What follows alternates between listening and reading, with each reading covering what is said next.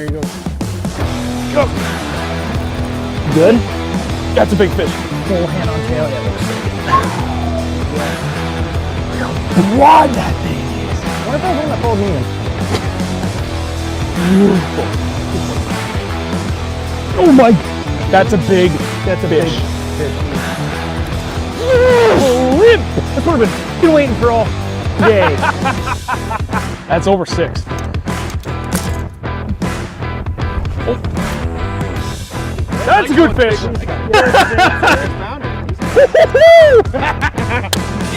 Donkey. That's a heavy spot. Oh my God, please get the net. Please get the net. I got you, buddy.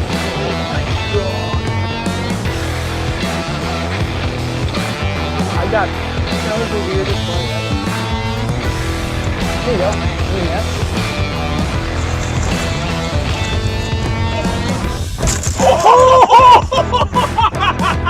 What the? Oh yeah, he's got another 4.5. Oh my God, this might be it. If I can land this fish. Holy sh! 5.06. She's thick. Oh my God! Oh my God! Holy! What a beast! Dude, that's it! 4 pounds smaller than any picture. Oh wow! That might be a 4. That might be a 4. Yeah, it's a 4. You're gonna show that off to 4 pounds, 12 ounces. Holy! Trailer just getting that. Yeah? Yeah. Dude, that's unbelievable. That's it. He's still swimming. What happened to Mick? Yup.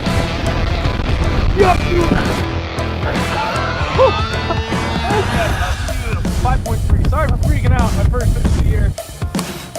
There we go. That's a big fish. Thank you. Yes, sir. Yes!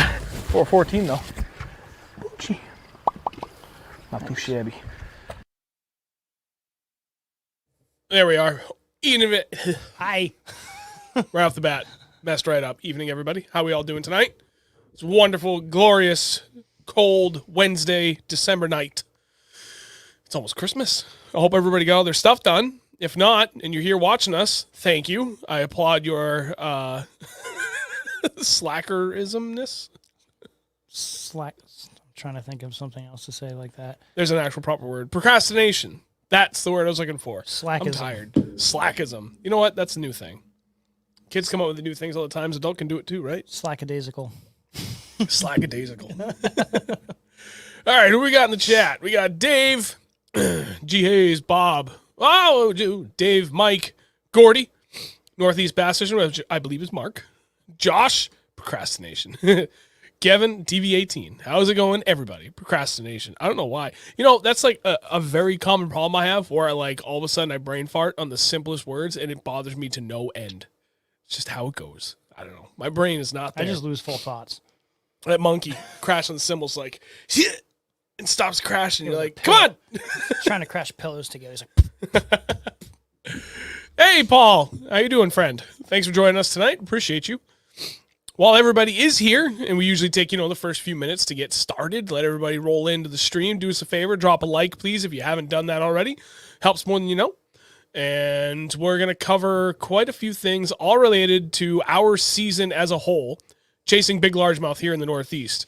And big fat ones. Yeah, we had a really good year. We've got the numbers as far as our best 5, keeping track of it for the season. We did this a couple of years ago, actually, 2 years ago. A little friendly competition between the 2 of us and 3 of our friends. Was it 3 or 4? It was 4 others, so 6 of us total. And our buddy Travis actually won, barely won for best 5 largies. Andrew won for best 5 smallies. Literally like the second or third to last trip of the year. I had like a 1.8 pound lead on him. And at the end of that day, he had like a 0.3 pound lead on me.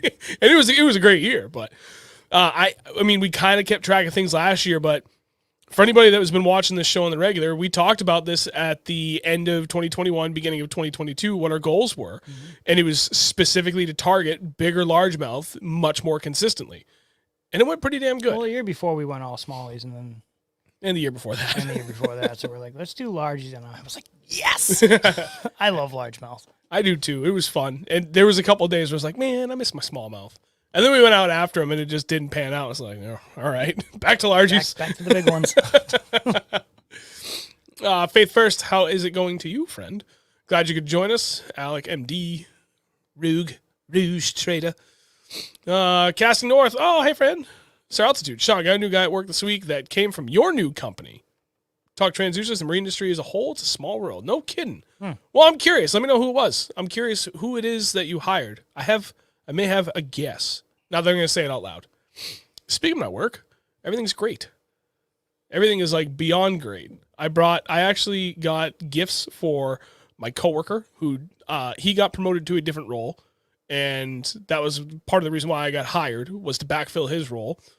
And yep. Nice. I got him a gift card to one of our favorite local eateries, Sandwich NH. Oh, there's...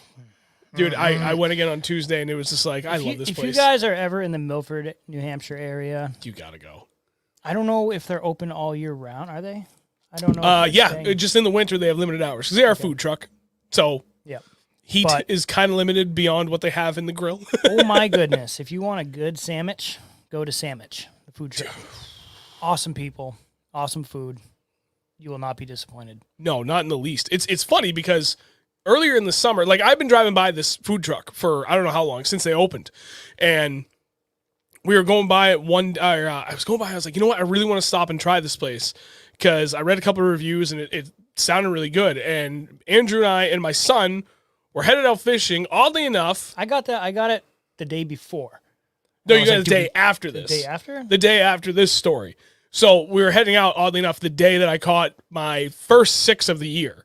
And at a pond that was one of my last 6s came out of, my previous personal best.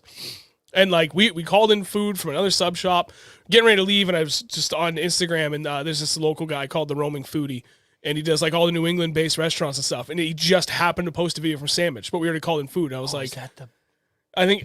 I saw the video. I'm like, yeah, I showed it to him. I was like, we screwed up. So then he went the next day, and I went the day after, and I've been going on a regular basis ever since. They're phenomenal people. The food is phenomenal. Cannot recommend it enough. So yeah, Sandwich is the bomb. Black and Blue. That's actually the only one I haven't tried yet. It's Black and Blue. They usually park over at the old Milford Police Station, which is down by the Market Basket. Yeah, what is that? Elm Street?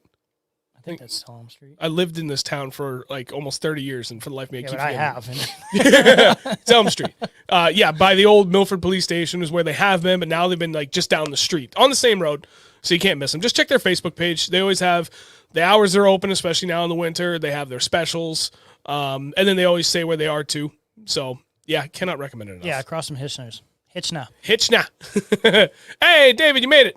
Thanks for joining us, buddy.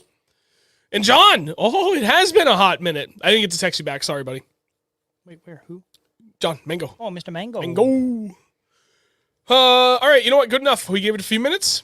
If more people roll in, awesome. Otherwise, let's get to it. Tonight, again, we're talking about big largemouth bass in the Northeast and the things that we learned over this year. Let's cover the fun things first. They like to eat big baits. That's true. Big time. Big baits. Wait, you know what? Before I do it, I want you guys to take a guess. What do you think our best 5 weighed on the season, and who do you think had the bigger bag of the best 5 on the season? I'm going to put that question to you guys first. I want to see some guesses because I know it's going to be probably some shit talking from a few select individuals, which will be warranted. I just like to set myself up. Okay. In the meantime, I don't drink beer that often anymore, but when I can find something from Deciduous, you better believe I'm going to get it every time. Newmarket, New Hampshire. This is seriously such a good brewery, and it's so hard to find local to me. But I went by the store earlier. Just shut up. Come on. Got him. Anyway, Deciduous. Phenomenal. That's the drink of choice tonight. But so while you guys are taking your guesses, a few things we're going to talk about. Obviously, again, everything that we learned this year. Time of the year, time of the day, our go-to baits, and then structure is really the big things that we're going to focus on. But obviously, as always, we want to hear feedback from you guys. Just keep the questions rolling anytime, and we'll deflect out of what we're talking about to be able to answer any and all questions. Anybody that wants to share their feedback as well that they're willing to share with the stream, by all means, go for it. It's just the same as what we've always done, just actually a little bit more of a central focus tonight, where we're going to try and give back everything that we learn. And that's all. The usual. Connecticut Outdoorsman, 27 pounds, 9 ounces. Whose guess is that? Is that for me or for Andrew? I can tell you, you're low. Dave, Sean had like a 6 every week for a month. This is going to be hard. Dave, 23 pounds. Way too low. Oh, actually, he's not wrong. Who? Dave, you do? Yeah, no, there was... That's 4 weeks right there. Yeah, pretty much. 3 of those, literally all 3 of those came within a 2-week period. That's funny. You know what the funny thing is? So, like, we kept track of our top 5, totally lost track of our 5-pounders that we caught this year. We caught a lot, like way more than usual. And I have no idea how many we caught. I just know it was a lot. Number 6-pounders, we have a definitive count on, but I don't really remember how many that we had caught. Alec, best 5 went 34.6, and Andrew had the biggest bag. No, a little high, but that was kind of like on our radar for what we were hoping to get this year. Dave, Sean wins 29.6. No, too low. Andrew's probably around 28. Sean at about 28. No, 33.6. No, 32.5 for Andrew. Getting closer. Josh, have you found an individual bass using... Oh, I'm going to pin this. Using AT and watch to eat yet? No, and it's funny because last week we were talking about this, right? And you said you really got to get the turret for this. And I was like, yeah, I'm going to. Just I can't yet. I don't have the money. It was just windy enough that I had the hardest time trying to actually keep my bait in view of the active target. Like the hardest time. And we couldn't find anything shallow. Literally all the fish we found on Sunday were out deep, like 20 plus feet. And they were pinned to the bottom. I think we just need a day where it's like dead slick calm and we can go out there and just mess with it for a day and just figure it out.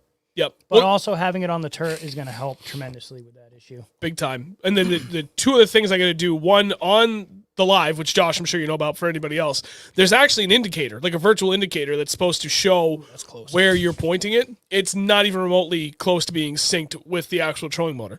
So that didn't help. And then I have the Lowrance Ghost. And one of the biggest issues people complain about with that is the arrow on top, that indicator that tells you where your trolling motor is. It's kind of sticky. It jumps. If you try and move that trolling motor like wicked slow, that arrow doesn't follow. So trying to I'm literally peering over the boat, trying to see the transducer to see where it's pointing and trying to aim with it. So we had fun. Andrew ended up spending a lot of Sunday just playing with it the way we really wanted to. When I realized it was too windy, I couldn't do what I really wanted to do. I was like, all right, that's fine. I'll have plenty of other opportunities to just get lost in it and play with it. So I used it the way that I intended to. I looked at the Mega 360 first. We went to a different spot. I found a nice rock pile out 45, 50 feet away. Mm-hmm. And then I just kept honing in the active target on it. And I'm drifting around a little bit, looking at it from all the different angles. And we didn't see any fish on it. And we fished around it for a little bit, never got a bite. So it was cool to be able to actually go out there and immediately use it for the way I intended to use it primarily. So we'll get there eventually. All right, we're about to tell you. Sorry, I want to answer that. 29, I'm just curious. Ooh, wait a minute. Oh, I know. I think it's close. Michael Bradley, Connecticut Outdoor, you guys were the closest. All right. Sorry. Okay. Andrew won, as usual. Andrew's best 5 went 31.01 pounds on the season. Led by also the biggest fish of the season, 6.63, 6.52, 6.30, 5.80, and 5.76, which is pretty damn phenomenal. Here you go, buddy. Thank you, friend. You're welcome. I came in very close behind him, 30.46. So he beat me by math is hard, 0.55 pounds. Just a hair over a half pound on his best 5. I had a 6.44 for my biggest, which was on the Pat swim bait, which is awesome. 6.26, 6.13, 6 even, and 5.63. All in all, pretty damn good weekend. Or pretty good year. Hey, thanks. Good job. Appreciate you. So there you have it. Our best 5 total just on largemouth. We both cracked over 30 pounds, which is phenomenal. And I'm trying to think. All of my fish, all 4 of my 6-pounders came out of New Hampshire. And oddly enough, all really close to my house.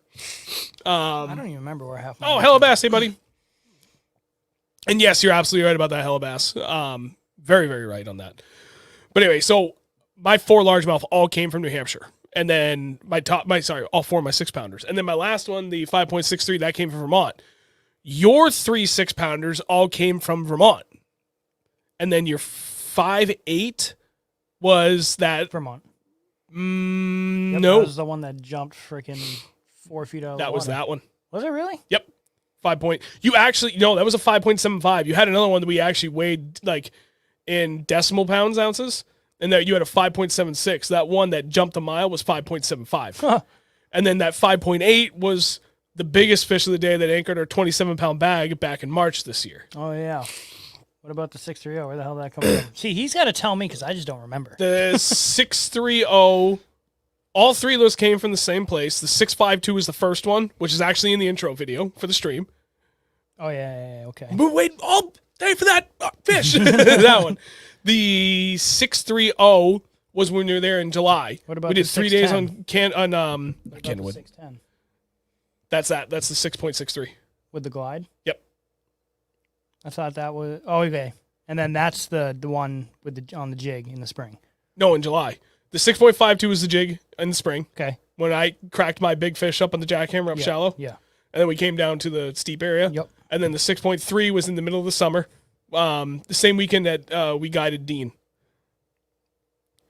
It was literally your first fish you caught. We were at Champlain. Oh, okay. Ate breakfast. Oliver and Riley and Joe came down. It was literally the first, or maybe the second fish of the day you caught was that 6.3. Yep. And then exactly that was on the glide. Where did you cast that? Oh, like 3 feet of water.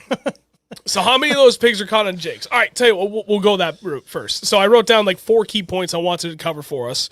Let's talk about baits, because I think that's probably the thing most people are curious about. But beyond that, just keep the feedback coming. I'd like to hear what you want us to cover, like in order. I originally was going to do time of the year, time of the day, structure, and baits.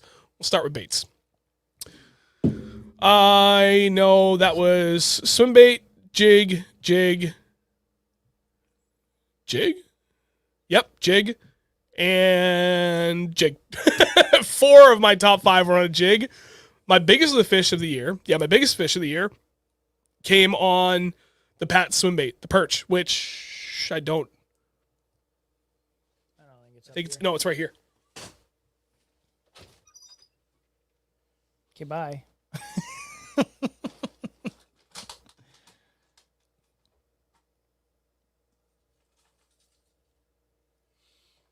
Oh, yeah, that one. Oh, One-Eye Willie. Juanajule. That beautiful bastard right there. Which, if any of you understood how hard it was for me to get this and what this bait meant to me and the fact that my biggest fish of the year came on this bait holds a very, very special place in my heart now. For shizzle. The location of that catch was pretty awesome, too. Just the way everything lined up, and it worked out same great. rock I caught my 636 on 2 Yep. years ago.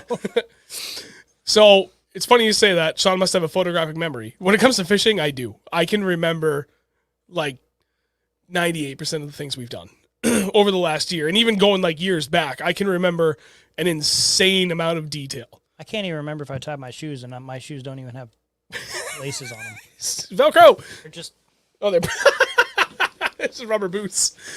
literally wear them every day. Funny enough, finesse jigs was by far best producing bait when it came to largemouth of the year. Of those, so my biggest again was on the Pats. Of the other 4, 3 of them were on the finesse jig, the open water sniper from Beast Coast.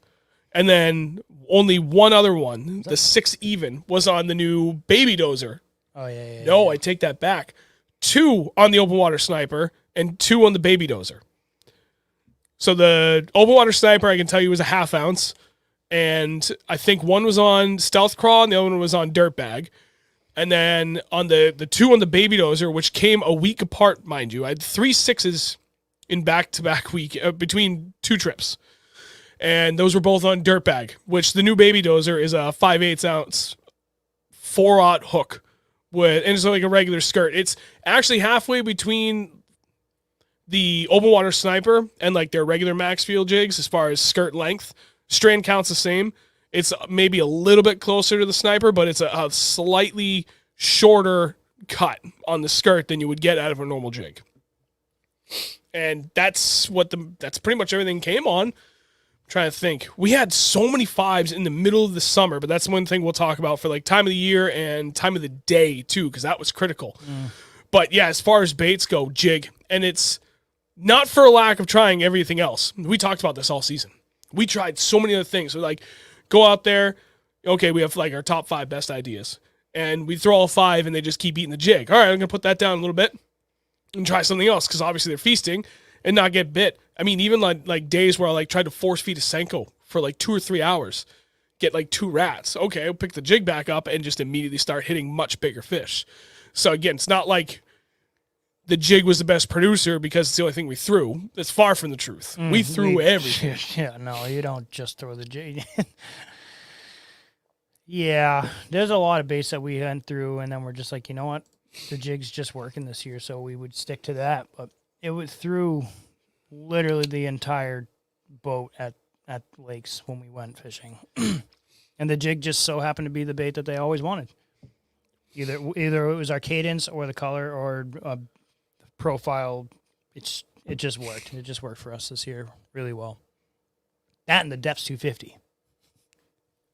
How many people want like you to give like an in-depth breakdown? I'm like, I don't think he knows how to give you an in-depth breakdown of what he does. I could literally, I don't know what, I just do it, and I have the hardest time like explaining how I do things. I just do it. And it's like I don't know how to tell you how to do it. Just go do it.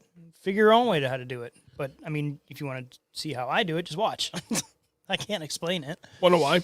Because you've attained, I can't even say you've attained it. You've always had an ability with the way you fish that you can become so focused that rod is literally an extension of your arm. Mm-hmm. And it's an unconscious thing. It's not like you're so focused on like, okay, I'm going to twitch it a little bit, and then I'm going to twitch fast, and then I'm going to pull. No, it's 100% feel and intuition from years of just the feel of it. It always comes down to feel. It does. I mean, it really is. It's been doing it for so goddamn long that's like, I pick up a jig, I know how I'm going to work it. And if it's not working, I know how to work it a different way so that it should work. Or if that's not working, then I'll work it a different way that it should work. And if I try like 5 or 6 different ways to work a jig and it's not working, then they're not eating a jig. At least for me. And I'll pick up something different. I'll figure it out eventually. I always think of all my baits as jigs, just because I always do. Like jerkbait, it's a suspending jig. A frog, it's a topwater jig. Like a glide, it's a very suspended big swim jig. Like it's just how it works in my brain, and it just works for me. I don't know. I don't get it, but it works. Yep. All right. Well, before you cover your top 5 baits or top whatever baits it was for your top 5 fish, Mark asked, Andrew, do you throw that depths on a heavy flipping stick? No, I throw it on the. It was a 7'11" Lose Super Duty. Is that super? Yeah, it's a Super Duty. It's rated 4 to 10. There it is. I believe 4 to 10 ounces. Fast. Heavy fast. Heavy fast. And you got the full grip on it. Not that grip really matters, but I like the full wing grip. Yeah. It's just I love those rods. Yeah, dude, that rod they're awesome. They're not super expensive. What are they like? 150, 160 now, I think. Really? That's it? And actually, it might be cheaper. 200 range. No, they actually might be cheaper because I think the price is coming down because they're either discontinuing it or they're getting ready for a revamp and a relaunch of that, like they have with like so many other things. If you haven't seen all their new stuff, oh my goodness! I can't wait to get those the elite rod and reel. Yeah, new jig rod coming. If they redo the swim bait rod before, because I'm happy with the Ledge series. I'm gonna get both. I mean, you're not wrong. I might as well. Okay, so for me, swim bait, jig were my best baits for my top 5. Outside of that, there was one other significant contributor to that, and that was a jackhammer. And I know, like, right now, a lot of focus has been on our top 5 biggest fish of the year. But if you're talking about all of our 5+ pounders that we've caught all over New England this year, jackhammer. Like, it's just a bladed jig with, honestly, a flippin' delight on it sideways. Has been the single best combination. 3/8 ounce jackhammer with a flippin' delight from Beast Coast Fishing on sideways for the trailer. That has put way more 5-pounders in here than anything else. It's crazy. So those are easily my top 3. If I had to pick a 4th, Senko. I mean, yeah. I mean, like, it got us lunker in the tournament. It got us. It saved our ass in the day 1 at the Berkshire tournament with a couple nice fish. I actually put several 5-pounders in the boat this year on the Senko, but that's not surprising. And I really have no problem against the Senko. It's just not something I prefer to do unless it's like dire needs, or in some cases, which I kind of touched upon earlier today, earlier in the show so far, was, like days we were hammering them on the jig and like going down to a 3/8 ounce instead of a 1/2 ounce head, ended up getting like a couple of bigger bites. It's like, okay, well, if they're really keyed in on something big and bulky, but they want it slow, I'm going to throw like a 7-inch Senko. I'm going to I threw it both wacky rigged and Nico rigged. And it just, there was only a couple of times it really produced, but jig, by far, 1/2 ounce football jig was the ticket for me this year. But anyway, so for you, 1/2 ounce football jig. That got you your 6.52, your 6.30, and I think your 5. No, that was the and this one, the 5.76 Strike King. That was called. That was the 27-pound bag day.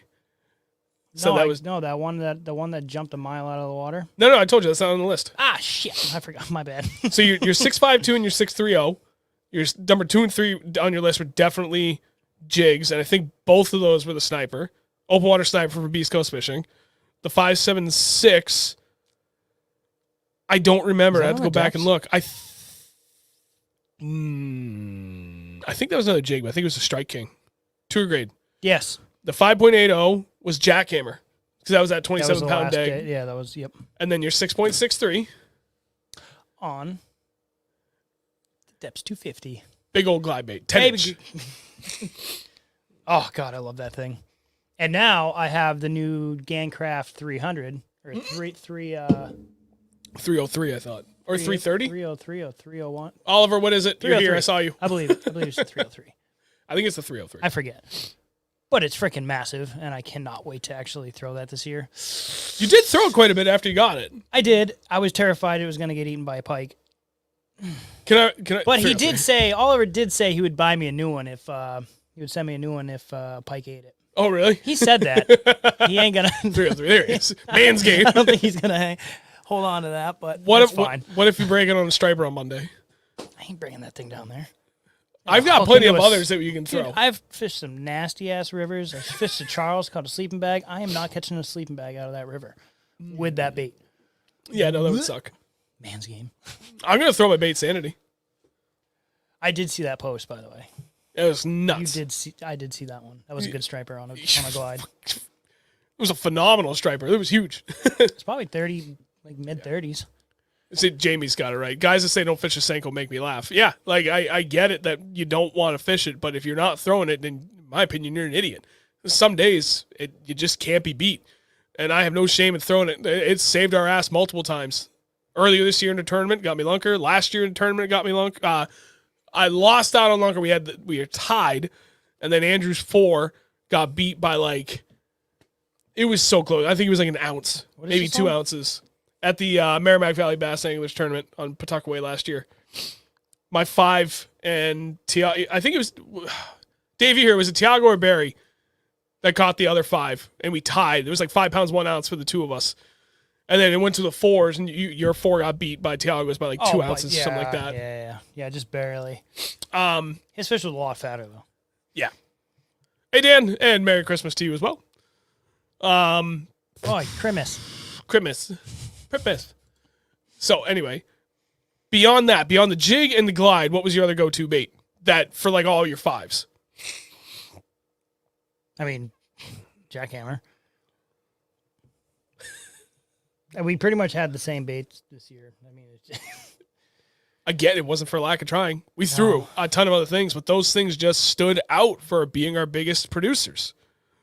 So there's that. What was your just because? What was your favorite bait to throw for smallies this year? Oh, dude, I don't even know if I can answer that because we barely targeted them. I mean, barely. We started fishing. I think mine's probably Okashira. What do you think about that? Screwhead. Well, yeah, I would hope so. We caught a 5.2 pound smallmouth earlier this year. We were out there targeting largemouth. I was like, I'm going to catch a suspended largemouth in 40 feet of water.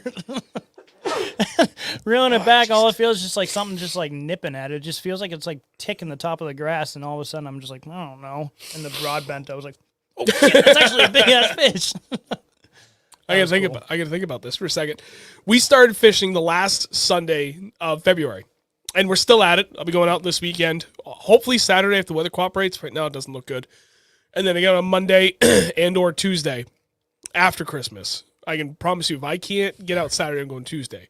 Christ. And out of all of that, I think only 5 days this year we specifically went out and targeted smallmouth, which is a huge deal for us, especially with the last 2 years. That's like all we did. So, to answer your question, I'm still going to have to say, I want to say jig, but it's not.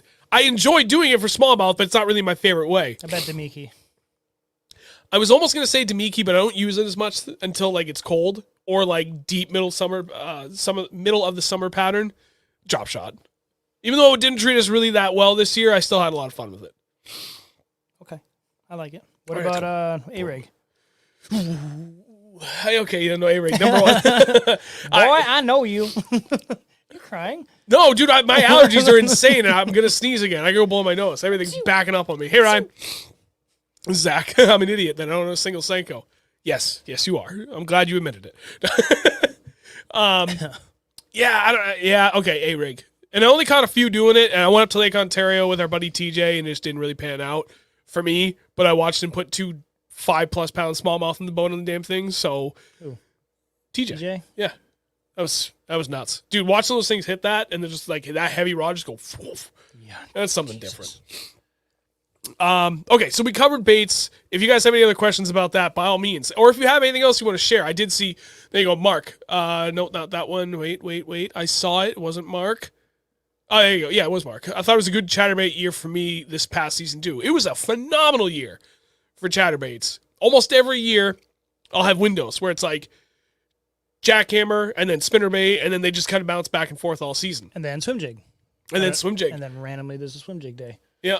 This year, no. Everything. Just jackhammer all season. And I threw the absolute hell out of a spinnerbait like I do every year. It's one of my most favorite things to throw. And we're having it. And that's usually one of my best big bass producing things. And I didn't get anything but rats on the spinnerbait this year. It was really weird. Suspending jerkbait, for me, I catch fish on it. But like I caught one. I did a video on it a couple weeks ago. I caught one that was just shy of 4 pounds, I think, or just a hair over 4 pounds. I forget. And that's one of my biggest largemouth on jerkbait, on the suspending jerkbait. I just don't do well with it for big fish. It's weird. All right, anyway, there's baits. Time of the year. From January 1st to January 1st. The bulk of those big fish I think came in one specific window. Spring.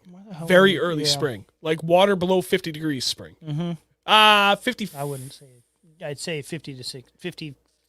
I'd say 52 to 55. I was going to say 56. 45 to 55. Really? Was that? Oh, yeah, dude. You think back to the March 27th day? Our 27-pound bag, whatever that time was in March. 52 degrees. When it started, only in one area. And it we were barely only peaked at catching that. them in one area. No. We caught them in a few other areas. Most of them were in that one pocket in particular. But that pocket didn't get up to 52 until later in the day. And we were hammering them well before that. It was more like 49, 50 for a bulk of the day. Oh, yeah. And then that day you caught the 5 3/4. That was that. The 5.76 was the day I caught my 6.26. We were out there with Jared, the sandwich day. Oh, yeah. And I didn't, we weren't recording. No, we weren't. Because I had my son with me. I just don't record. So we had 2 giant fish. Literally 2 were fish on the top 10. That was a cool fish when I caught. That was a cool catch. Yeah, that was different. That was, talk about that. I was throwing a jig, but we were in an area where you wouldn't typically throw a football jig. It was I don't know, 4 to 5 feet deep in this big flat, and it was all milfoil. And I was tossing the jig out, and I was just football jig, a 1/2 ounce football jig, and I was ripping it through the milfoil, pausing it, reeling the slack, and just ripping it along. And then all of a sudden it just went dunk. I'm like, huh.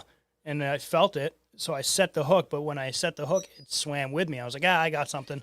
And then it got to the boat, and then it turned around. Sean's like, dude, that's a good fish. I'm like, is it really? And then all of a sudden it took off, and the line started ripping out. I'm like, oh, shit. Come on, come on. Ended up being 5 3/4. And that was just a really cool. I remember that catch. That one was cool. Thank you very much for the donation, Carla. Hi, thanks, Mom. Carla's kicking it off again. Not to put too much pressure on you guys, but Andrew's mom's been picking up all the slack on this lately. If anybody's interested in donating, it's one of 3 ways you can do it. If you're set up here on YouTube, you can donate directly through that. Or down in the video description below is the information for both our PayPal and our Venmo. Anything you guys send to us, literally 100% of it goes back into the channel. So anything you guys are willing to do, greatly appreciative. Thank you very, very much, Carla. Love you. You're the best. I love her too. She's my mom. Mama. Mama. Hey, Z-Fish, what's up, buddy? Oh. So you talked about the 5.76. That was a cool catch. That came out of nowhere too. That was, what the hell was that? That was in April. Really? Yes. Okay. It was one of the first kind of nicer days we had in April. That's why Jared came out with us. Oh yeah. He was itching to get out. It's the first time I got my oldest son out with me, and it was phenomenal. And he caught that 5.76. I caught that 6.26. I think one of us had a 4 or a really heavy 3 as well. I think it was a heavy 3. We ended up having 4 good fish on the day, and that was that final okay, this lake is finally turning back around. Yeah, after 15 years. Yeah, literally every time we went back there this year, I think with one exception, a big fish. We caught big fish. We caught a fish at least 4 pounds or heavier. Which prior to this year, I think there was 4 fish over 4 pounds. Lake. It was like 100 of them, but a good 2-pound lake. Yeah, and I think we only caught 4 fish over 4 pounds in the last 10 years out of there. Yeah, it's insane. And the last one of that one was your the last true big one was at 5.2 or 5.5. I think it was 5.02. Yeah, and that was 2012. Jesus, on a jig. Maybe even 2015. Actually, maybe it was a little later than that. But anyway, that point still stands. Yeah, see, Alec, he knows what's up. Or become a channel member, so Oliver doesn't have to yell at you. Okay, so time of the year, obviously spring. Everybody talks about spring, but if you're not listening to that and you're not getting out there immediately after ice out, I'm not going to pretend it's the easiest thing in the world, because there are plenty of days you're going to go out there and get your teeth kicked in. But that 45 to 55 degree window, specifically for largemouth, is magical. For smallmouth, we're not here to talk about it, but I will touch upon it. That's really a fun time. But it gets a lot easier, especially when you get to that 55 degree range, because now you're only a couple of degrees off when they're going to be up there spawning anyway. So it's just like shooting fish in a barrel with those things. And it's awesome. Appreciate you, Oliver. Because you can catch them a lot of moving baits too. And that's a ton of fun. But for largemouth, 40, you know what? I would even say 45 to 50 has been the magic number for time of the year. So depending upon where you are in the north or even in the south, God, it's usually April. Wait, I'm just here to stepping in the line of getting thrown out. You're good. Oh, what do you say? I love watching these guys. I can't really relate. It's only a hobby escape. I can sneak out doing family obligations are taken care of. Well, thank you very much, buddy. Much appreciated. And, hopefully you get out there a little bit more often. So that was one. Second best time of the year. Should kind of go without saying, but in the fall. Cold fall. That cold window, Tim. Again, it's not easy, but goddamn, guys, if you're not out there putting the time and effort to understand it and understand where the bass are positioning and why they're positioning where they choose to position, all of that we have found has to do with bait fish. And when there's big movements of big numbers of bait fish, your chances of catching a giant go up exponentially. And you see those big shifts. Big schools of perch moving up shallow. Those big bass are gonna fall. All the bass are just gonna follow them right up. They're not just gonna hang out freaking 600-700 feet away. Be like, oh, I wish I could go over there and eat them. No, they move their happy ass over there and eat those freaking things. Yeah, see a giant school of their favorite snacks moving up into very specific areas. And you're talking early in the spring, you've got the perch that are spawning, and that's an easy pattern to follow. You start smashing a bunch of perch on jerkbaits or something, you know that, okay, you're in an area that they want to be stacked in. I promise you, those largemouth are right behind. Mm-hmm. Same deal in the fall. Perch is a very easy pattern to follow here in the Northeast, especially New Hampshire. They're freaking everywhere chasing that yellow perch bite. In the spring, one of the things we learned too is just how aggressively shallow white perch get and how aggressively early. And focusing in around that has been very good to us last 2 years. So there's always that. Oliver just dropped. Wait a minute. Ghost perch Defiant 210. Ooh. Oh, I want to see this. So do I. Big pink worm catches them too. Hey. Penguins catch more bass. I'm thinking about the ghost perch. Sorry. Where were we? Yeah, that ghost perch. If it's along the same lines as some of the other ghost stuff that I got to see during the Northeast Swim Bait Expo earlier this year, then that's going to be a fire color. Mm-hmm. Oddly enough, the other best time of the year that we had, dead of summer. Like water temp, 78 to 82 degrees for surface temp. And that's where a lot of the other bulk of our big fish came from. But now...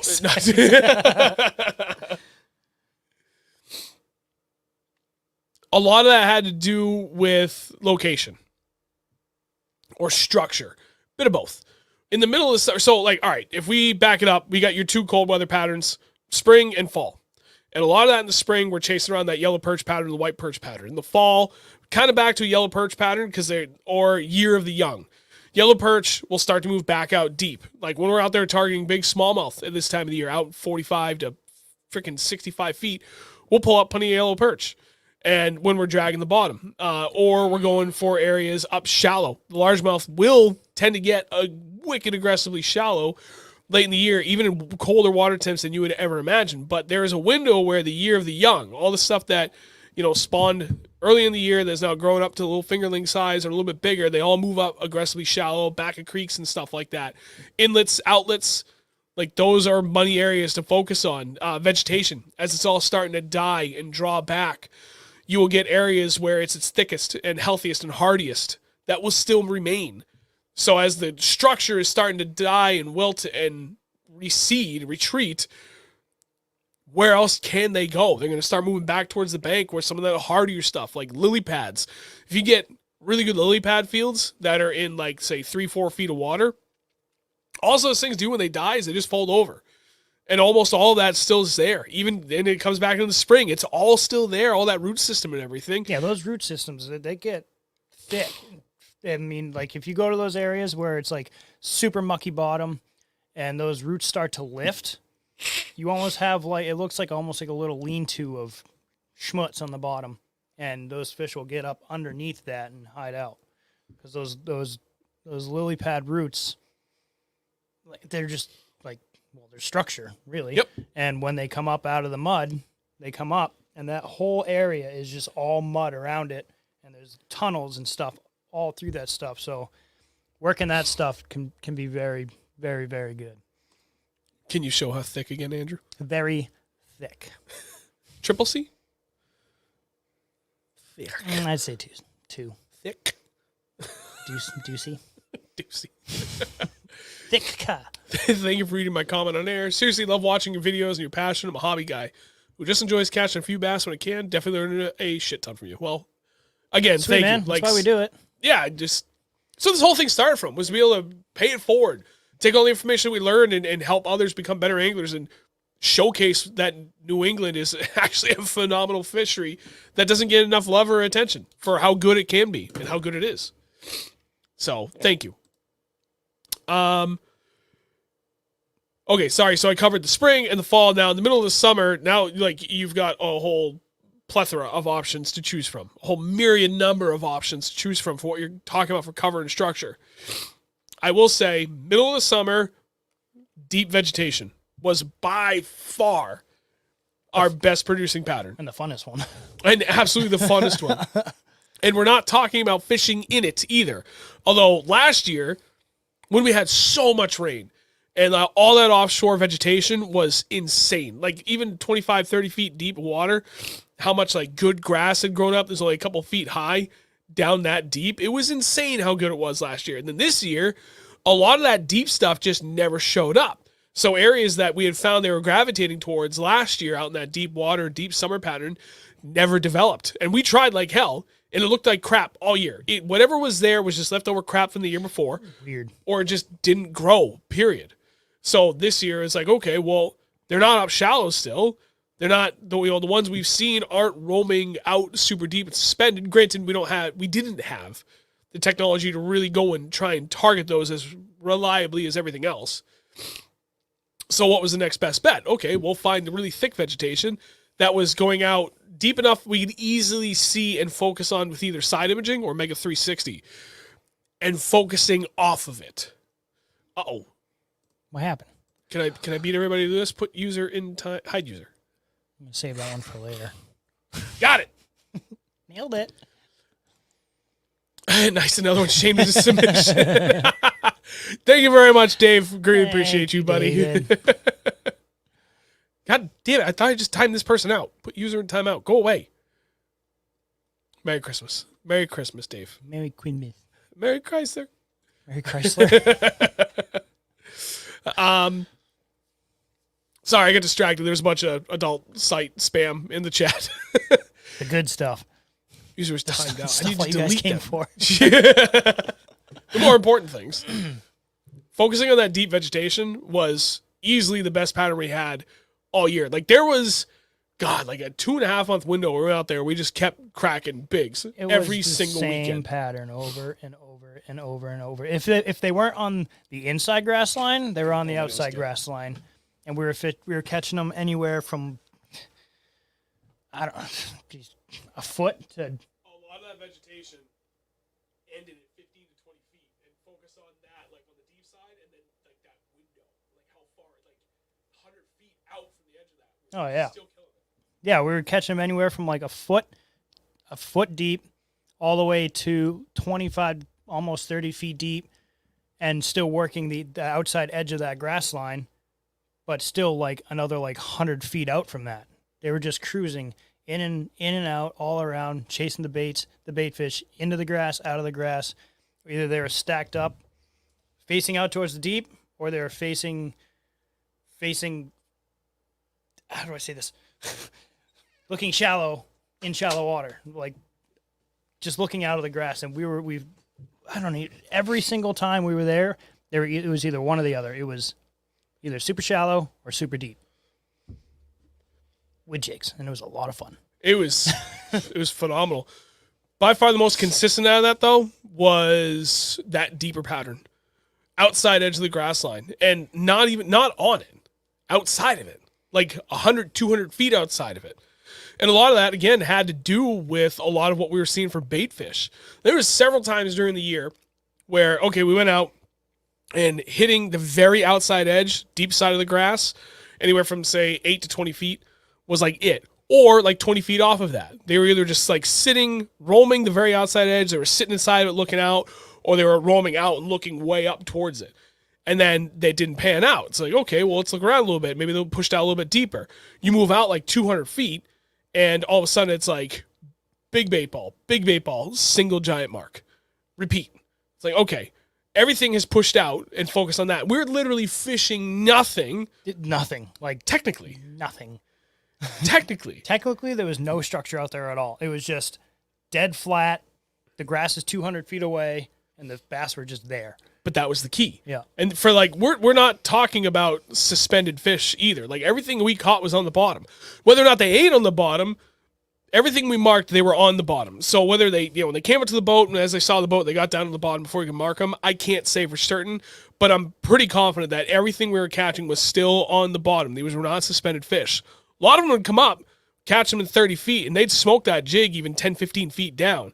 For the most part, we were just targeting all these fish with bottom contact baits because they're against the bait. And again, we weren't fishing structure. We were fishing nothingness, but it was relative to the structure that you find them on at various times of the year, especially in that middle summer pattern, right? Where they all move up shallow and they move out deep, they're going to come back up again. You don't have to go to the middle of the damn lake to find these fish. And that's what we found for a lot of our big fish days. 200 feet out was kind of a common range, 100 to 200 feet out, or on the outside edge. Definitely the deeper side was much more consistent for us this season. Oh, yeah, for sure. I mean, and then you get to the big baits, it's like, you'd be catching them out super deep, and then we move in, and we start throwing the big baits up super shallow. Like and working inches from the bank shallow. Like inches from the bank shallow or hitting the rocks on the bank. Whoops. Crack.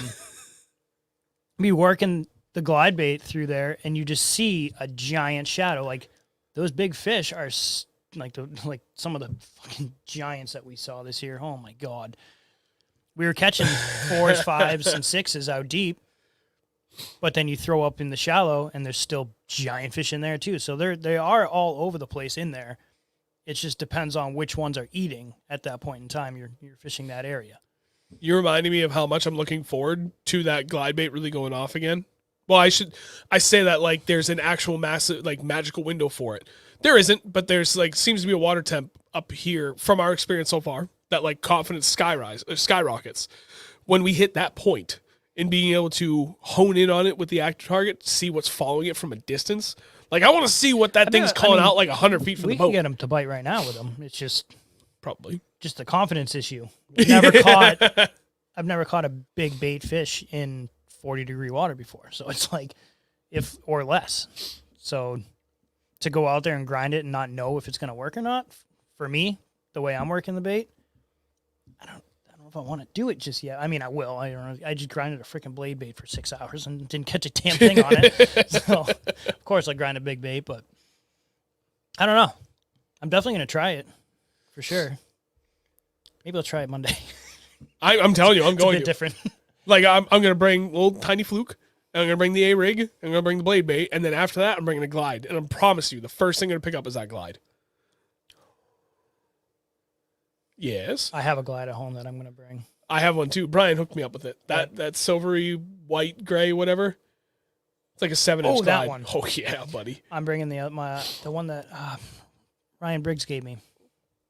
The Joey Shad. Yeah. Yeah, I'm excited. I got to get hooks on it, though. It's the only thing. I got hooks for you. I have hooks at the house, but yeah, I don't know Zach. what size I want to put on it. Zach said, must be nice to have deep grass. Deepest grass Connecticut is like 15 feet max. That's fine. That'll work. That's the beauty about fishing all over New England for us, is like we've seen it all. Like, I know up in the Lakes region, there's... Well, you just saved yourself from breaking off your PBMD. We'll get to that in a second. Like, Lakes region, New Hampshire, this is a ton of good deep grass. I've heard plenty of people talk about it. Then you go up to Vermont, and it's like stupid how much deep grass is in there. You go Champlain, there's plenty of deep grass out there too. Mass, I haven't fished around enough yet. Although actually where we were the other day, probably like 20, 25 feet. We're running into vegetation out there too. So there's got to be plenty of other instances of that down there as well. But turning this back, MD, thank you very much, buddy. We appreciate you. We are very far behind on that private stream. We got to do a private stream. I mean, by the time we do that, Oliver's going to get all you guys to sign up. So it's every week a private stream. We got to get some things going. We're behind, but I promise we'll make it up to you guys. Mucho promiso. Green Name Army. Dude, I think structure. Okay, so we covered that, like baits, time of the year, location. Technically, we did just cover structure. I would say I did this too. I did 2 this week, slackers. This is your job. I have a real job I have to attend. We're trying to make this our job, which means we have to dedicate more time to it. We got this. Structure. What would you say was our best producer this year? Rocks or veggies? Both. I think there's one clear winner. And it's not like 90%, 10%. It's more like 60-40 split. But I do think there's a clear winner in this. I think the grass. No. You're thinking really hard. I think differently. I'm looking specifically at results. Caught a lot of fish out of big rocks. Tell you what. Watch this. Ready? Okay, I'm watching. Each one of these check marks is a rock. That one, yep. And Rock. Yep. I'm That just one. gonna say rock. And that one definitively. That one was not. That was grass. That was rock. Suspended. That was rock. Suspended. It doesn't matter. It came off rocks. That one wasn't. No, this one, the 5.8, that was nope. No, it came out of rocks. That one, no. Okay, so but 1, 2, 3, 4, 5, 6. I was dead on. I literally just said, did I not just say a 60-40 split? You did, And out I of our think. top I 10 biggest fish, 6 out of our 10 fish, a 60-40 split, came off rocks. You're good at math. Rock piles. That was it. That You wanna was. go count cards for me? I can't Rain Man this shit. Bet. What? Fold? Okay.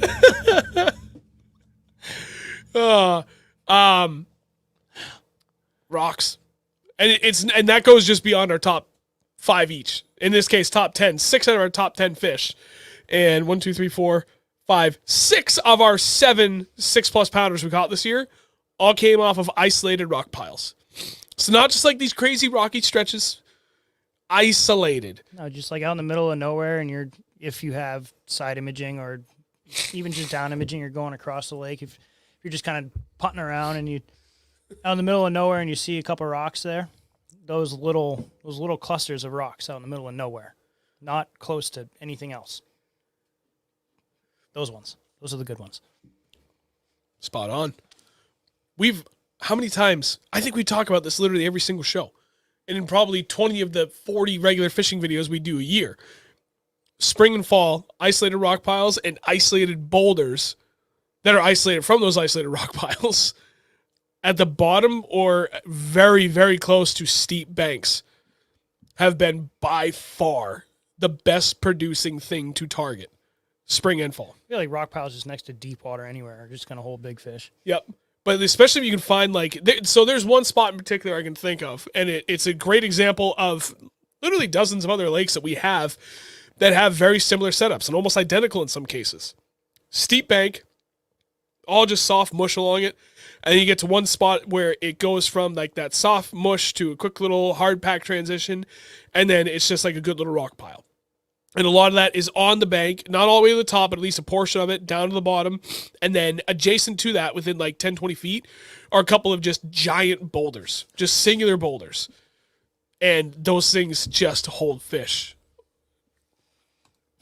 Little crawfish hotels in the middle of nowhere. Bingo. Wait, what? Why is he I'm just watching the chat. It's freaking hilarious. Look at another person with green text.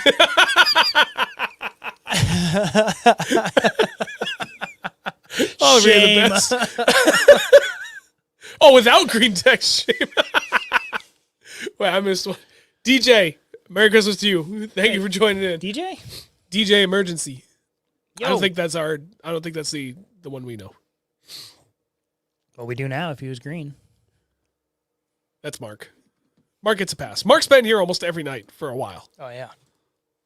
We met him at the New Hampshire Outdoor Expo with Stoneman Lures. Ah, yeah. Yeah. Yep. Okay, I remember that. See, I do have photographic memory. I remember these things. I bought one of those. I bought one of your glides. Yeah, you did. What was that? The rainbow? It was a bluegill. Oh, yeah, I forgot about that. Still have it hanging. It's sitting on my window, getting ready to catch some sun. It's literally hanging on my window frame at home. I have so many baits hung on my door frame, my window frame. I got my curtain thing that has a bunch of random baits hanging off it, big saltwater poppers and stuff. Oh my god, random stuff. I got a rat. What's the rat? The BBZ rat hanging from there for sale, $800. Forgot to tell you. What Your happened? favorite color of the Spro? Yeah. Fitty? Ben's has it right now. Stop. Sorry. I had to do it. Yeah, that color. You should order that before somebody else buys it. Yeah, it's fine. All right. We can have it. I really don't think they're ever going to make it again. No, they won't. It's your last chance. I'll make my own rat. It's true. Paint Okay. it purple, pink, and blue, and white, and it's going to be fabulous. Fabulous. Sorry. Dude, I don't think there's anything else that we have to cover on this. We just kind of grind. cadence. Because I think out of everything, that's probably the most single important thing that we didn't even talk about yet. But is again the single most important thing about this. When you can't go slow enough. Every single one of these fish, with literally one exception, this guy, and I was still moving this very, very slow. Every single one of our big fish that we caught this year was crawling. Well, besides the jackhammer day, but other than that. Okay, sorry, 8 out of our 10 fish was insanely slow. So it is not the end-all, be-all thing. You got to go slow. But my God, dude, I tell you, the slower you can go, the more consistently. And this, I'm not speaking about this just from this year either. I'm speaking about this from the last 10 years that he has consistently outfished me for big fish. Consistently. And like, I don't know. Wide window in difference from my biggest 5 or biggest of the year to his biggest 5 and biggest of the year. Because he is slow and extremely methodical, but more than anything, it's slow. I said what I said. Yeah, I didn't you're stutter. not wrong. Can you say it again? I didn't hear. One more time, I'm Neff. So when we're talking slow, like less than 1 foot movement at a time for everything that we were doing. Watching Andrew work that glide, so painfully slow. Barely moving it. Movements that he is doing are subtle, giving those fish every ample opportunity to really come up, take a good long look at it, and make a decision from there. For the jig, bulkier presentation. Like, even though that open water sniper is a finesse jig per se, it's still got a 44 strand skirt, so it's still a bulky presentation, just in a shorter length. And I would say on average, we're moving those jigs I'm not the only one that's a slow here. foot at a time. We were just talking about that, Alec. Thanks, Alec. Maybe a foot. For what? How much we're moving jigs to get all these bigger fish. And even with the jackhammer, all those fish, the vast majority of the big fish we got on that was on a 3/8 ounce and slow rolling the hell out of it, but also extremely erratic retrieve rates. Like, we're not just burning it one back. big one on the 1/2 ounce jackhammer. Did I? Yeah, about 182 pounds. I didn't catch you. I hit you. You smacked me. What did I figure? Is that about 100 miles an hour? 120. 120 miles an hour. I swung that jig up his side of his I head. could have feed the Riley. We're Have getting a off great track. Night. Merry Christmas. Have a good night, Oliver, and I hope Riley enjoys the food. Night. Have a good night, Oliver. Thank you for joining us tonight, buddy. Okay, cadence. Move really, really slow. Slow movements, short movements, long pauses. All year long. That was by far the most consistent thing that we did to get big fish. Like even going down to like all of our 4+ pounders. Just so incredibly slow. And it's a phrase that I grew up with and my friends have reiterated 1,000 times. Go as slow as you possibly think you can. And the moment you think you've achieved the slowest you can go half as slow as that. And it sounds stupid, but I promise you, the results that you will see between focusing on early spring, late fall, being able to keep an open mind as to where you're fishing around that structure, and by God, fishing slow. I mean, even thinking back to previous years where like spinnerbait was by far my best big bass producing bait. And I'm thinking back to like 4, 5, 6 years ago where I had like some phenomenal like 23, 24 pound days solo, was with spinnerbaits, slow rolling the absolute hell out of them. Like just kind of ticking the bottom almost, or just lightly touching the top of cover. As slow as you can possibly go. The slower you can go, the better your results get instantly. Yes. There was a question I saw that, there we go, Bob. Most of your large fish jigs with the same trailers. No. Same couple of trailers. If it wasn't one, it was the other. We can share it. Oh, yeah, of course we can.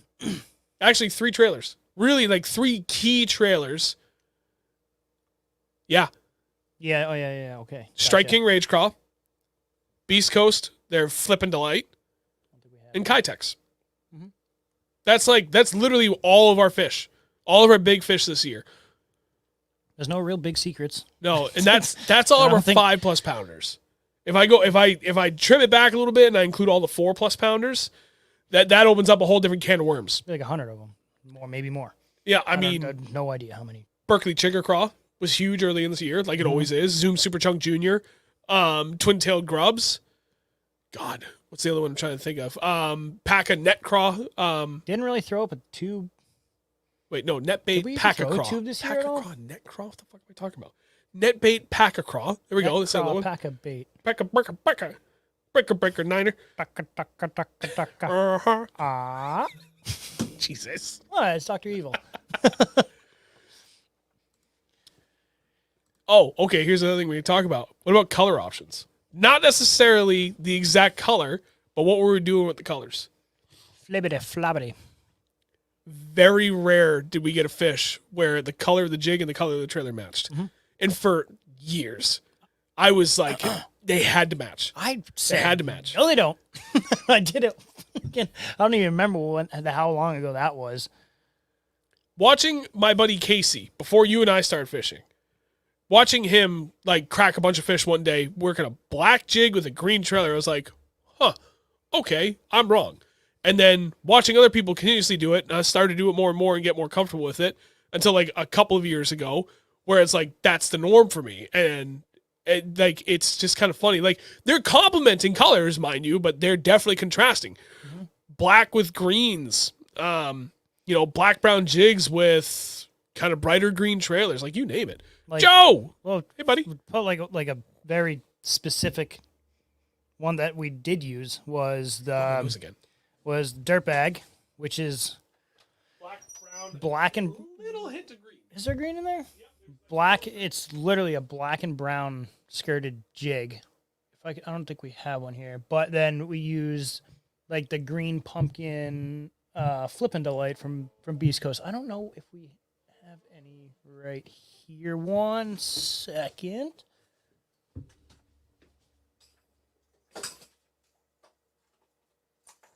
Negative.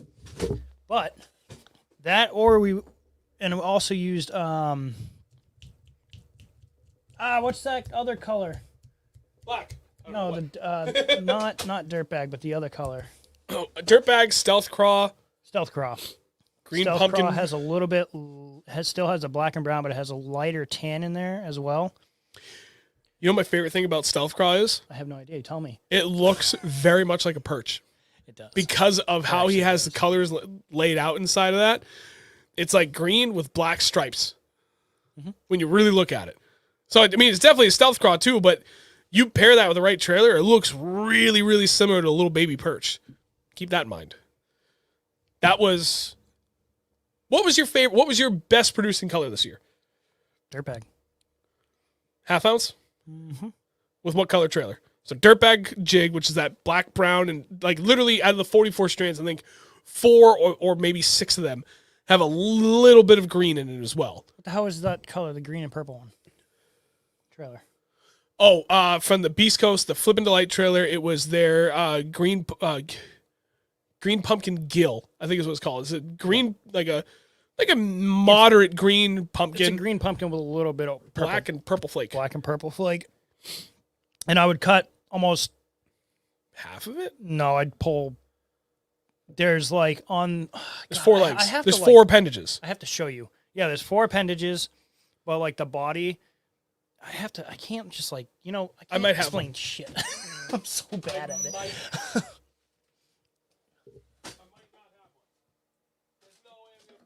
I don't know where they are. I don't have one. That's a 10-inch worm.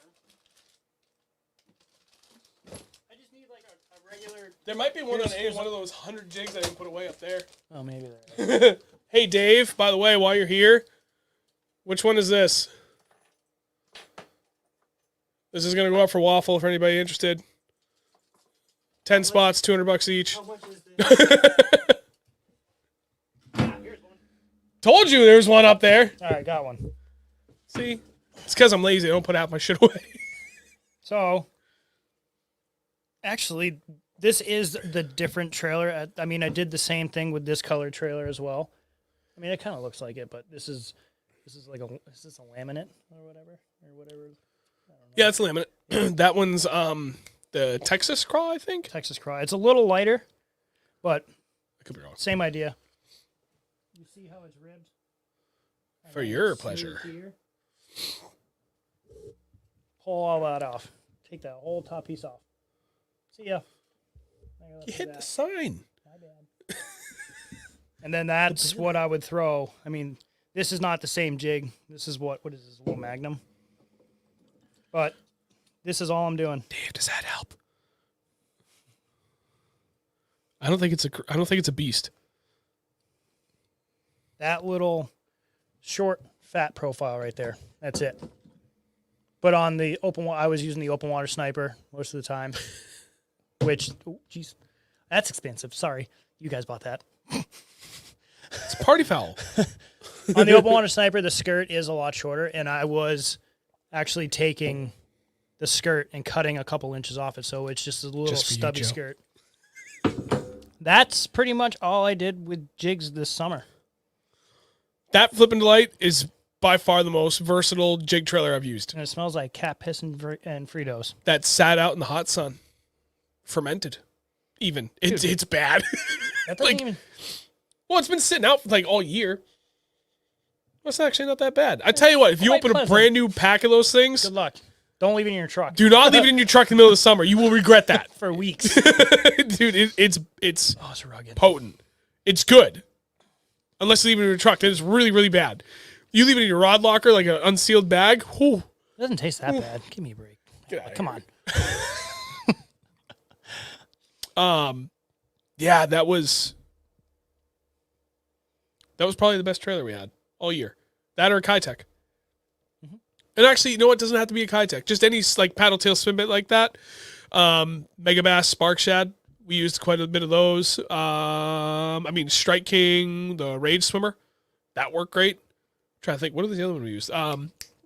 Jackal Rhythm Wave. That was good. So, about the rattle. Oh. So there is actually something very stupid that I did once, and it worked very well. Yeah. I can't say it, though. That's the juice. But that's up to you. We say we share 98% of the things that we've learned. We do reserve about 2% of that for ourselves when it's something like it's really very juicy. It's very specific, so it's not like it's going to work every single time like the way it did. Sorry, I'm not gonna do it. Sorry, that's my 2%. I'm keeping that to myself, and it's not even anything spectacular either. It's honestly kind of stupid. It worked. I can answer this. No. Used to, yes, all the time. And then I just found that they became to be cumbersome. They got in the way. Depending on what jig trailer I was using, I couldn't get it on there. So I stopped using rattles because I didn't feel that it made enough of a difference often enough that I said, screw it. I'm going to do away with it. And it really doesn't make that much of a difference until it does when you're not catching fish on it and adding just that little bit of extra to it. It does help.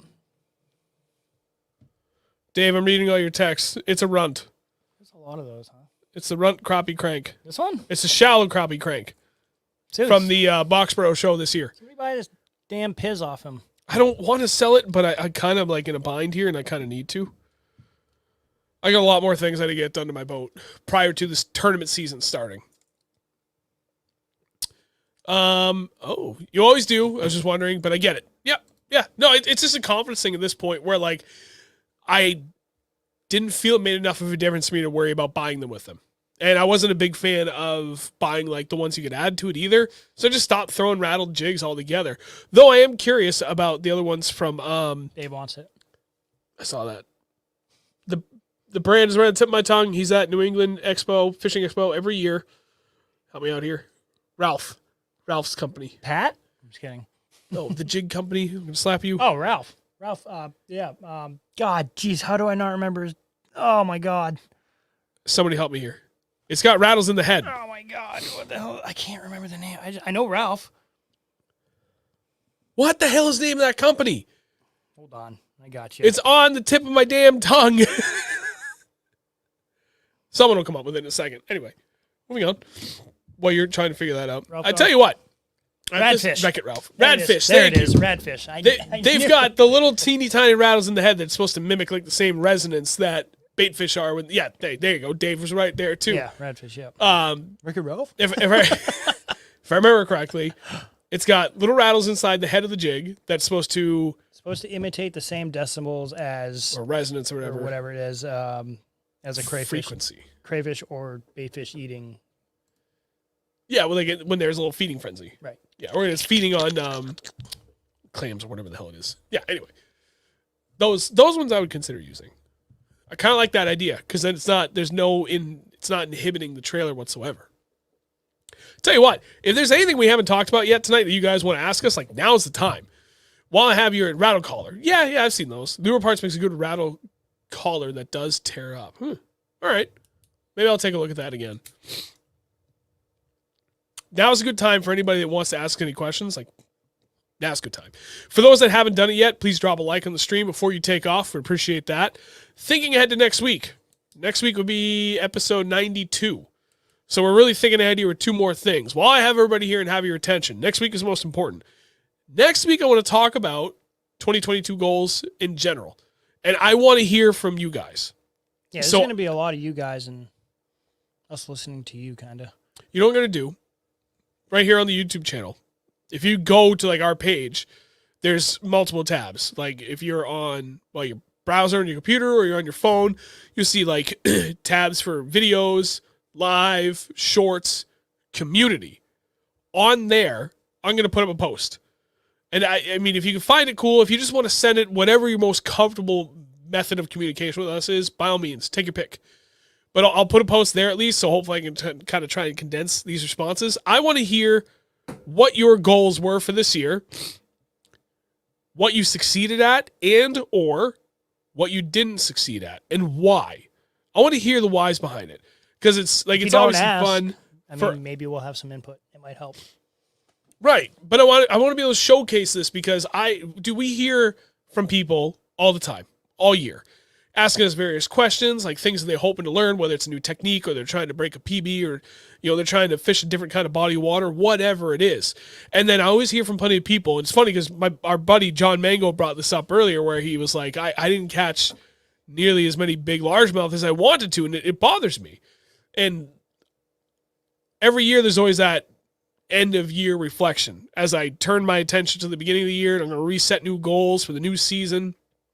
And this year, mine was very, very straightforward. I wanted to do two things. One, I wanted to catch an 8-pound largemouth. He said 8. I said, yeah, 8 too, but I'll settle for a 7. Didn't happen. The other thing I wanted to do was really expand on what I knew about jigs. And like that, we absolutely nailed on that goal. Just expanding on what we know about jigs. Oh, so Christmas.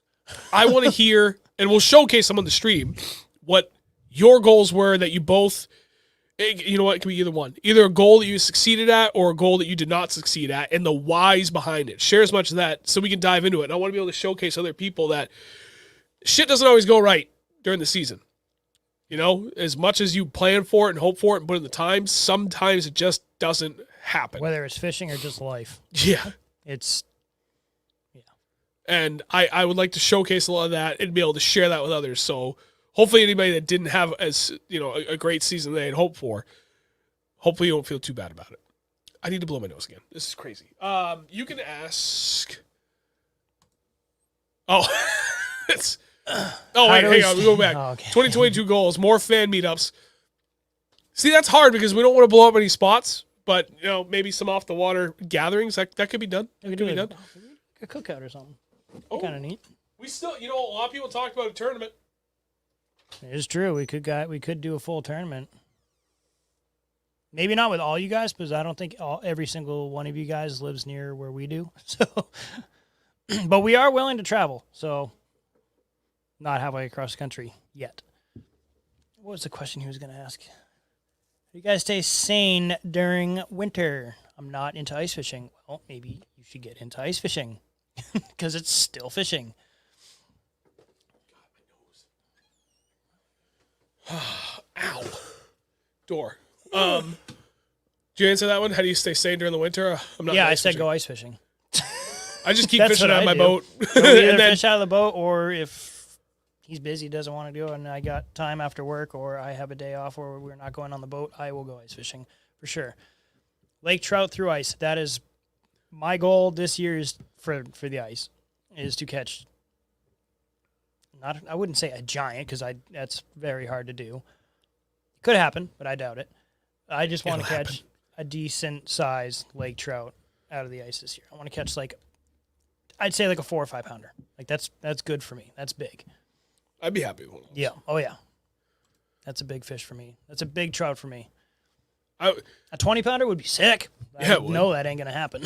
Well, before I answer this from Mark, expanding on the question about what do you do in the winter, the last 2 years I've been fortunate. I've only been out of my boat 6 weeks, both winters. So it made it really easy because, I can deal with that because, dude, I just don't sleep ever because, my wife works evenings. I get 2 young kids. They're getting into sports now, so I don't even get a chance to sleep in on Saturdays anymore. There was a magical 1 year window, if you could even call it that, maybe more like 6 months, where my kids were old enough that they could wake up and just entertain themselves. And there was no sports going on. Well, now sports have started, so even my opportunities to sleep in on Saturdays are gone. And I'll be damned if I'm ever going to give up my Sundays to go fishing. It's my one day of the week that resets my sanity. I need it. Oh my God, 603. I'm just towing. Sorry. Sandwich truck. Oh, yeah! Now we're talking. We'll come back to that in a second. Oh my God, that'd be sick. But in that 6 week period, I rest. I'm not even kidding. It's like my one chance to recuperate for the rest of the year.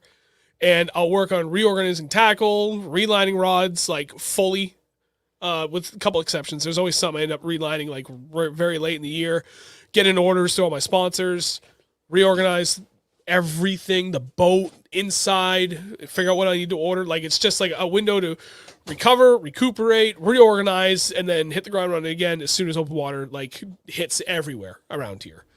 But then do you guys have a specific use for 2,000 size spinning reels compared to 3,000?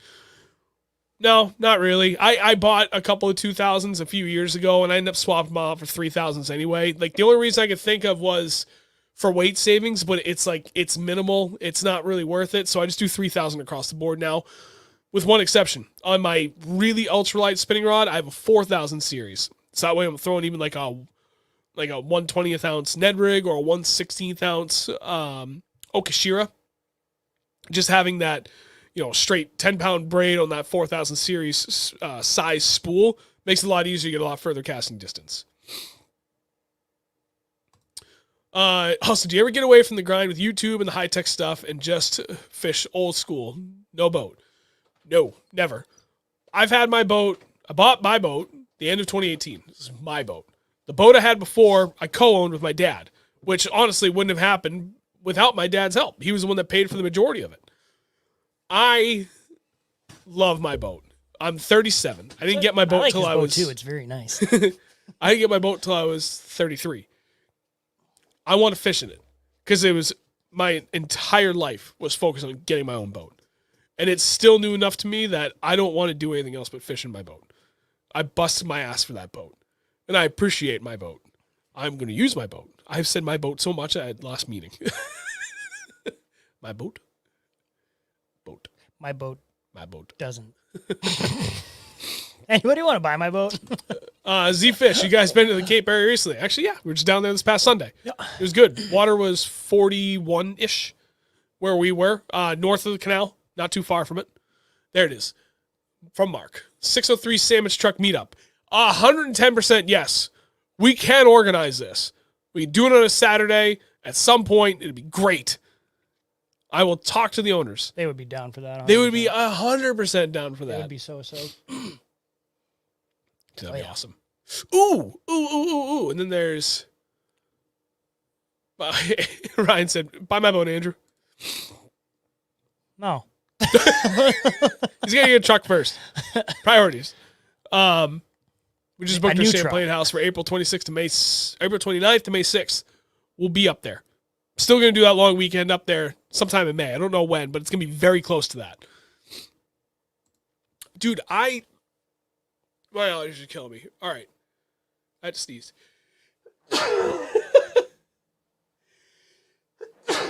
They come in threes, too. You got to wait one more. Okay, we're good. Okay. All right, you know what? We're going to wrap it up because whatever is happening to me, I can't get to stop. And it's making it really hard. So thank you, everybody, for watching tonight. Really appreciate it. Again, before you go, keep in mind, please, I want to hear feedback for what your goals were for 2022. And if you want to go the extra mile and talk about goals for 2023, that's the whole plan for next week's stream. So... last parting thought. We're on Spotify now. Oh, yeah, true. I got the first episode up. This is episode 91. We started with episode 88 is episode 1 on Spotify. I've already got 89 and 90 done. I just need to get them up on Spotify. I'll start with tomorrow. I'll get the next one up. I'll do another one on Saturday. It's coming. And then probably again on Monday, and then Wednesday we'll be all caught up. But I'm going to avoid posting them on Fridays because that is the same day that Bass and Brews puts theirs up. So I want to make sure that I'm not going to step on their toes. But we're on Spotify now. You can find us, Real Northern Bass, on Spotify. It'll be video and audio. You have the option to be able to listen with audio, video or not. But that's that. All right. Everybody have a very, very Merry Christmas. Keep an eye out on the channel for that post. Or, again, send it to me however you want. I don't care. I'm going to compile them. We'll talk about it next week. Andrew, do the official sign-off. See you guys next week. Jazz hands. If you like this, you can find us on youtube.com/603bass or every Wednesday at 8 p.m. Eastern Time. And everybody, means all you guys, have a happy Hanukkah, Christmas, Kwanzaa, and we will see you Merry next Chrysler. Wednesday. Merry Chrysler. It's Bye, guys. Have a good night. Merry Christmas.